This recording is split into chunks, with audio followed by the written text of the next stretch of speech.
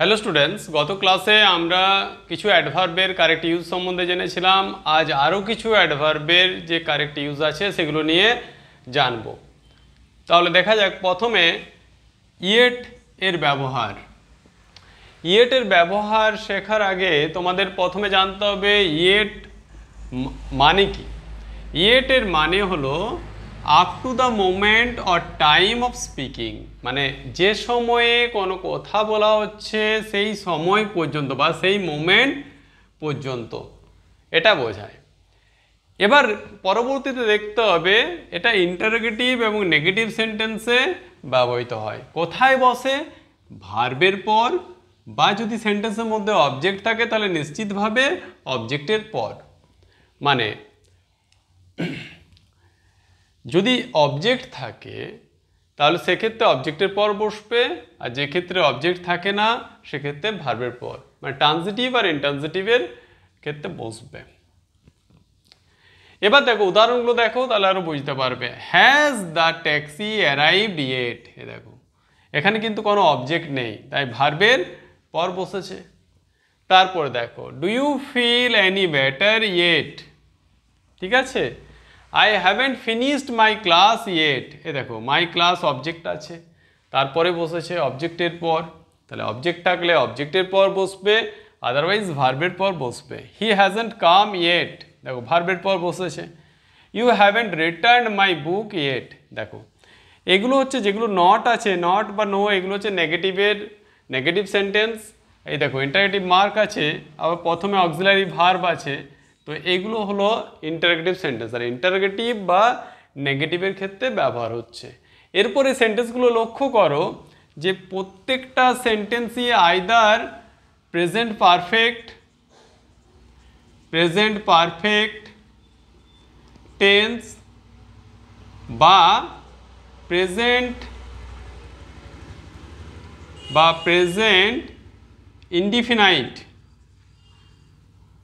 Indefinite টেন্সে আছে। তাহলে মনে রাখতে হবে ইয়েটের ব্যবহার প্রেজেন্ট পারফেক্ট টেন্সে এবং প্রেজেন্ট ইনডিফিনাইট টেন্সে শুধুমাত্র হয়। ঠিক আছে, এটা কিন্তু পাস্ট ইনডিফিনাইটে কখনো ব্যবহার হয় না, এটাও মনে রাখবে। পাস্ট ইনডিফিনাইট টেন্সে এর ব্যবহার নেই কিন্তু, ঠিক আছে, এটা মনে রাখবে। ইনডিফিনাইট টেন্সে কিন্তু এর ব্যবহার নেই, ঠিক আছে।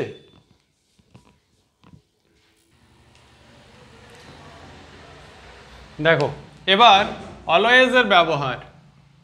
অলওয়েজ কি অর্থে ব্যবহার হয় এটা দেখে নাও আগে। যখন all the time, every time বা অল দ্য টাইমস, সব সময় এটা বোঝাবে। সব সময় যখন বোঝাবে সেক্ষেত্রে মেন ভার্বের আগে বসবে। কোথায় বসবে? মেন ভার্বের আগে বসবে, কিন্তু যদি সেন্টেন্সের মধ্যে অক্সিলারি ভার্ব থাকে তাহলে তারপর বসবে, অক্সিলারি ভার্বের পর বসবে, এবং অক্সিলারি ভার্ব এবং মেন ভার্বের মাঝে বসে, এটা মনে রাখো।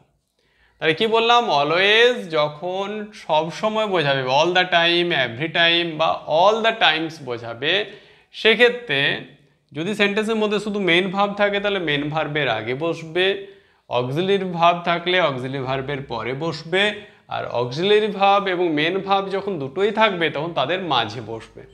ঠিক আছে, যেমন দেখো he always goes to office by train. এ দেখো অলওয়েজ, এখানে দেখো সাবজেক্ট মেন ভার্ব, তার মাঝে মেন ভার্বের আগে বসেছে।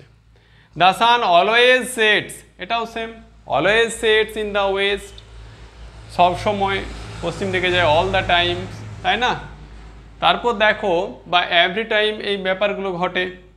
হি ইজ অলওয়েজ রেডি, এ দেখো অক্সিলারি ভার্ব আছে, তারপরে অলওয়েজ বসেছে। আই হ্যাভ অলওয়েজ হেল্পড, এ দেখো এখানে অক্সিলারি ভার্ব এবং মেন ভার্ব আছে, তাই তাদের মাঝে বসেছে। I have always helped him, ঠিক আছে। এরপর দেখো অলওয়েজ যখন অ্যাগেন অ্যান্ড অ্যাগেন বা রিপিটেডলি অর্থ বোঝাবে, মানে বারবার বা পুনরায় এই সমস্ত অর্থ বোঝাবে, সেক্ষেত্রে কি ব্যবহৃত হয়, কিভাবে ব্যবহার হচ্ছে দেখো। মাই ওয়ার্কার্স ওয়ের অলওয়েজ, এ দেখো আমি তো আগেই বলেছি অক্সিলারি ভার্ব আর মেন ভার্বের মাঝে বসবে, ওই রুলসটা সমস্ত ক্ষেত্রেই হবে। তাই না? Always demanding money. Are you always, দেখো are you always quarrelling with your brothers. ঠিক আছে, তাহলে এগুলোর ক্ষেত্রে ব্যবহারটা দেখো, বারবার বা রিপিটেডলি যে অ্যাকশনগুলো ঘটছে সেই অ্যাকশনগুলো বোঝাতে আমরা অলওয়েজ ব্যবহার করি। এবার হচ্ছে ইভারের ব্যবহার। ইভার মিনস অ্যাট এনি টাইম, তাই না? যখন এটা বোঝাবে, অ্যাট এনি টাইমস বোঝাবে, সেক্ষেত্রে ইন্টারোগেটিভ এবং নেগেটিভ সেন্টেন্সে ইভার ব্যবহৃত হয়। কি বললাম? অ্যাট এনি টাইম মানে যে কোনো সময়, তাই না? তাহলে have you ever been to Nepal? এই দেখো, তুমি কি কোনো সময় নেপালে গিয়েছিলে? এই দেখো ইন্টারোগেটিভ মার্ক আছে, ইন্টারোগেটিভ সেন্টেন্স, ইন্টারোগেটিভ সেন্টেন্স। আবার দেখো nothing ever happens in this village, মানে কোনো কিছুই কখনোই এখানে ঘটেনি। ইভার মিনস এখানে কি হচ্ছে? At any Times. এটা কি সেন্টেন্স? নেগেটিভ। তাহলে নেগেটিভ বা ইন্টারেটিভ সেন্টেন্সে অ্যাট এনি টাইমস বোঝাতে আমাদের ইভার ব্যবহৃত হয়। এরপর দেখো কম্পারেটিভ এবং সুপারলেটিভ ডিগ্রি এর পর ইভার বসে, তাই না? যেমন দেখো হি ইজ ক্রাইং লাউডার দেন ইভার। এ দেখো দেন ইভার মানে সাধারণত সে যেভাবে চিৎকার করে তার থেকে আজ বেশি জোরে কাঁদছে, লাউডার। তাহলে এটা বোঝানোর জন্য আমাদের কি ব্যবহার হচ্ছে? ইভার। পরেরটা দেখো this is the best picture that I ever seen, তাই না? তাহলে দেখো কম্পারেটিভ, এখানে দেখো বেস্ট আছে, সুপারলেটিভ ডিগ্রি, আগেরটা কম্পারেটিভ ছিল, এদের পর কি ব্যবহার হচ্ছে? ইভার। রুল নাম্বার 3, এখানে বলা আছে প্রেজেন্ট পারফেক্ট এবং পাস্ট পারফেক্ট টেন্সে at anything before now or then, মানে কোনো কিছু যেটা এখনকার আগে, মানে প্রেজেন্ট টাইমের আগে বা কোনো পাস্টের সময়ের আগে বোঝাতে আমাদের ইভার ব্যবহার হয়। যেমন দেখো it is one of the most beautiful flowers I have ever seen. এ দেখো ইভার সিন মিনস এই যে এনিথিং বিফোর নাও বা দেন, মানে বিফোর নাও এখানে বোঝাচ্ছে যে ফুলগুলো আমি দেখেছি তার মধ্যে এটা হচ্ছে একটা সবচেয়ে সুন্দর ফুল, তাই না? তা সেক্ষেত্রে হচ্ছে এনিথিং বিফোর নাও বোঝাচ্ছে, যেটা ইভারের মাধ্যমে। অ্যাগো, অ্যাগো কখন বসে? প্রথমে দেখো অতীতের কোনো ঘটনার ক্ষেত্রে অ্যাগো ব্যবহার করা হয়। কি বললাম? অতীতের কোনো ঘটনার ক্ষেত্রে অ্যাগো বসে। যেমন I came to Kolkata 2 years ago. দেখো অতীতের ঘটনা, কলকাতায় এসছে কখন না 2 বছর আগে, তা সেক্ষেত্রে অ্যাগো বসবে। The train left a few minutes ago. ঠিক আছে, ট্রেনটা কয়েক মিনিট আগে ছেড়ে গেছে। এবার দেখো অ্যাগো এর পর সবসময় দ্যাট বসে, এক্ষেত্রে সিন্স বা আদার্স বসবে না। ইট ওয়াজ 5 years ago that my grandfather died. ঠিক আছে, তাহলে অ্যাগোর পর কি বললাম? দ্যাট বসবে, মনে রাখবে। তারপরে বিফোর, বিফোরের ক্ষেত্রে কি হচ্ছে দেখো at an earlier time, in the past, at any time before নাও, এগুলো বোঝানোর ক্ষেত্রে বিফোর বসে। অ্যাট অ্যান আর্লিয়ার টাইম মানে কি কোনো আগের সময়, অতীতের সময় বা বর্তমানের যে কোনো আগের একটা সময় বোঝাতে বিফোর বসে। যেমন দেখো I have done this work before, মানে আমি এই কাজটা আগে করেছি। Have you ever been here before, তুমি কি এর আগে কখনো এসছো, মানে প্রেজেন্ট টাইমের যে at any time before now এটা বোঝাচ্ছে। এবার এই সেন্টেন্সগুলোর দিকে লক্ষ্য করো। The crops will have died before the rain falls, মানে শস্যগুলো কি হয়েছে? শুকিয়ে গেছে বৃষ্টি পড়ার আগেই। দেখো before. The patient had died before the doctor came. ঠিক আছে, এইগুলো এই দুটো সেন্টেন্সে ব্যবহার হয়েছে বিফোর কি অর্থে? দেখো প্রিভিয়াস টু দ্য টাইম, মানে এই যে ঘটনাটা ঘটেছে সেটা একটা কি বিফোর রেন ফলস, এই ঘটনাটার আগে। বা দ্য পেশেন্ট হ্যাড ডায়েড, এটা ঘটেছে দ্য ডক্টর কেম, ডাক্তার আসার আগে। তাই previous to the time when, মানে কোনো ঘটনা ঘটার আগে বোঝাতে বিফোর ব্যবহার করা হয়। পরের উদাহরণগুলো দেখো, I reached home before 7 o'clock। এই দেখো before 7 o'clock। You must go home before Sunday. তার মানে কি এই 7টার আগে বা সানডে রবিবারের আগে বোঝাতে, মানে earlier than the mention time, এটা বোঝানোর ক্ষেত্রে বিফোর ব্যবহার হয়, মানে যে সময়ের উল্লেখ আছে তার আগে বোঝাতে। পরে দেখো, দ্য অ্যাকিউজড মানে হচ্ছে অভিযুক্ত, স্টুড বিফোর দ্য জাজ। এ দেখো জাজের আগে বা জাজের সামনে দাঁড়িয়ে আছে এখানে, স্টুড বিফোর দ্য জাজ। তাহলে এক্ষেত্রে বিফোর কি সেন্সে ব্যবহার হচ্ছে? ইন ফ্রন্ট অফ, মানে সামনে বোঝাতে। পরেরটায় দেখো, he was brought before the teacher. Before the teacher means in presence of the teacher, মানে টিচারের উপস্থিতিতে তাকে নিয়ে আসা হয়েছিল। তাহলে এখানে দেখো বিফোর ব্যবহার হচ্ছে ইন দ্য প্রেজেন্স অফ বোঝাতে। পরেরটা দেখো, the case is before the court. এখানে দেখো বিফোর কীভাবে ব্যবহার হচ্ছে? আন্ডার দ্য কনসিডারেশন, মানে কোর্টের বিচারাধীন আছে ব্যাপারটা। তাহলে এক্ষেত্রে বিফোর হচ্ছে আন্ডার কনসিডারেশন। পরেরটা দেখো, D comes before E in the alphabet, মানে বর্ণমালায় ডি ই এর আগে আসে। তাহলে বিফোর এখানে কি? অ্যাহেড অফ, মানে আগে বোঝাতে। তাহলে দেখো আমরা এই বিফোরের ব্যবহার কোন কোন ক্ষেত্রে পেলাম? Previous to the time when, এটা বোঝাতে, আর্লিয়ার দ্যান বোঝাতে, ইন ফ্রন্ট অফ মানে সামনে বোঝাতে, ইন দ্য প্রেজেন্স অফ মানে কারো উপস্থিতিতে বোঝাতে, বা আন্ডার কনসিডারেশন বা অ্যাহেড অফ, এগুলো বোঝাতে আমাদের বিফোর ব্যবহার করা হয়। সিন্সের ব্যবহার প্রথমে মনে রাখো, পাস্ট পয়েন্ট অফ টাইম মানে অতীতের কোনো ফিক্সড টাইম বা পার্টিকুলার একটা টাইম বোঝাতে প্রেজেন্ট পারফেক্ট কন্টিনিউয়াস এবং পাস্ট পারফেক্ট কন্টিনিউয়াসে সিন্স ব্যবহার করা হয়। উদাহরণগুলো দেখো, হি লেফট স্কুল ইন 1986, সে 1986 সালে স্কুল ছেড়েছে।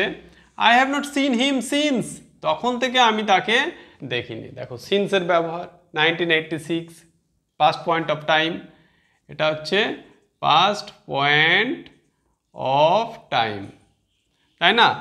পরেরটা দেখো, mister Roy has been living year since 1980। দেখো 1980 সাল থেকে, এটা হচ্ছে ফিক্সড পয়েন্ট বা পাস্ট পয়েন্ট অফ টাইম, তখন থেকে এখানে বাস করছে।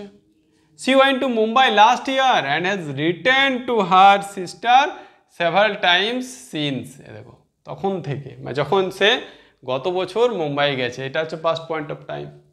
তাহলে পাস্ট পয়েন্ট অফ টাইম বোঝাতে present perfect, past perfect continuous এবং প্রেজেন্ট পারফেক্ট কন্টিনিউয়াসে সিন্স ব্যবহার করা হয়। সামটাইমসের ব্যবহার কখনো কখনো বোঝাতে সামটাইমস বসে। যেমন দেখো, sometimes my father gets angry, মানে কখনো কখনো আমার বাবা রেগে যায়। তাহলে এই যে কখনো কখনো, এটা বোঝাতে সামটাইমস অ্যাডভার্ব বসে। সামটাইমস এটা খেয়াল রাখবে। আর যখন সামটাইম বসবে সেটা হচ্ছে কিছু সময় বোঝাতে। কিছু সময় বোঝাতে কি বসে? সামটাইম। এখানে লক্ষ্য করো, এখানে কিন্তু এস নেই। I stayed at Mumbai for some time, মানে কিছু সময়ের জন্য আমি মুম্বাইয়ে থেকেছিলাম। তাহলে এটা হচ্ছে সামটাইমের ব্যবহার। তাই কিছু সময় বোঝালে সামটাইম, আর কখনো কখনো বোঝালে সামটাইমস এটা বসে। এরপর দেখো হার্ডের দুটো ব্যবহার আছে, এটা অ্যাডভার্ব হিসাবে ব্যবহার হয় এবং অ্যাডজেক্টিভ হিসাবে ব্যবহার হয়। দেখে নাও, উইথ অল ওয়ান্স ফোর্স, মানে একজনের পুরো শক্তি দিয়ে বা এনার্জি দিয়ে যখন কোনো কাজ করা বোঝাবে তখন সেটা হচ্ছে অ্যাডভার্ব হিসাবে হার্ড ব্যবহার হবে। যেমন দেখো, I tried hard to pass the exam, tried hard, দেখো এটা অ্যাডভার্ব হিসাবে ব্যবহার হয়েছে। এক্ষেত্রে hard means with all force বা উইথ অল এনার্জি। ঠিক আছে, আমি ট্রাই করেছিলাম কি না এক্সামটা পাস করার জন্য। পরের এক্সাম্পল দেখো, our team played hard in world cup, sorry এখানে একটা দেওয়া হতো ইন দ্য ওয়ার্ল্ড কাপ, মানে ওয়ার্ল্ড কাপের সব ম্যাচগুলোতে আমাদের টিম কি করেছিল? তাদের পুরো ফোর্স বা পুরো এনার্জি দিয়ে খেলেছিল। ঠিক আছে, তাহলে অ্যাডভার্ব হিসেবে যখন ব্যবহার হচ্ছে তখন মিনস কি হচ্ছে উইথ অল ওয়ান্স ফোর্স বা এনার্জি। অন্যদিকে দেখো যখন অ্যাডজেক্টিভ রূপে হার্ড ব্যবহার হয় তখন মিনিংটা হচ্ছে ফার্ম, সলিড বা ডিফিকাল্টি, মানে কঠিন, দৃঢ় বা কঠিনতা, এগুলো বোঝানোর ক্ষেত্রে হার্ড বসে। যেমন হার্ড ওয়ার্ক, এই দেখো ওয়ার্কটা কেমন ছিল, হার্ড, কঠিন কাজ, তাই না? সেটা সবসময় কি আনে, ব্রিং সাকসেস। তাহলে এখানে দেখো এটা অ্যাডজেক্টিভ হিসেবে ব্যবহার হয়েছে, তাই না? তাহলে হার্ডের আমরা দুটো ব্যবহার পেলাম, একটা অ্যাডভার্ব হিসাবে এবং অ্যাডজেক্টিভ হিসাবেও এর ব্যবহার রয়েছে। যখন একজনের সমস্ত শক্তি বা এনার্জি দিয়ে বোঝাবে তখন সেটা অ্যাডভার্ব হিসেবে ব্যবহার হবে, আর যখন কঠিনতা বা ডিফিকাল্টি বোঝাবে বা দৃঢ়তা বোঝাবে সেক্ষেত্রে অ্যাডজেক্টিভ হিসাবে নাউনের আগে বসে। হার্ডলি এর ব্যবহার, hardly, scarcely, almost not, unlikely বা সিভিয়ারলি এই অর্থে ব্যবহার হয়ে থাকে। তাহলে কি হলো, স্কার্সলি, অলমোস্ট নট, আনলাইকলি এবং সিভিয়ারলি। দেখো প্রথম example, my mother is hardly 60, মানে অলমোস্ট নট, তাই না?